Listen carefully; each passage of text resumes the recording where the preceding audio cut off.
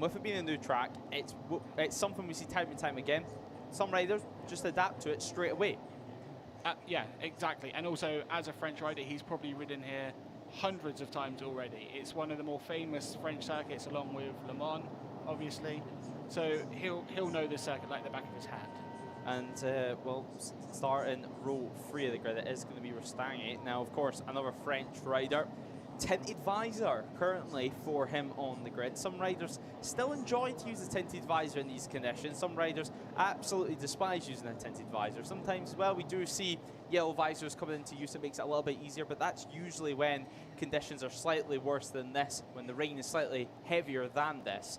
But really interesting to see there the different options and visibility in their visors.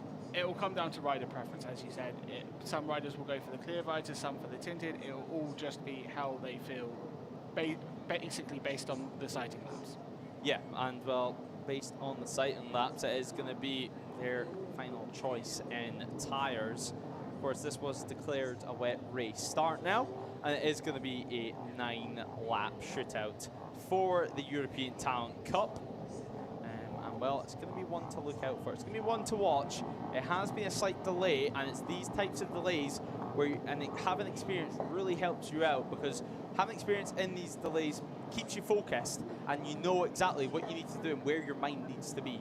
Yeah, for a lot of riders, perhaps it's the first time they've had a delay at the start of a race because of weather, so they'll be maybe questioning what's happening.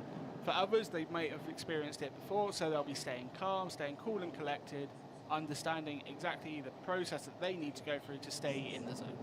Yeah, well, for JuniorGP, for the JuniorGP paddock and for the European Talent Cup class, it's obviously not the first time we've had to deal with tricky conditions, because it seems like the whole weekend, opening weekend in Estoril, was tricky conditions all the way throughout. So I'm sure some of the riders will be trying to use that experience. Of course, Estoril, a different circuit to Magny-Cours, but the overall principle of how you approach these types of races will definitely come into play. It will, yeah.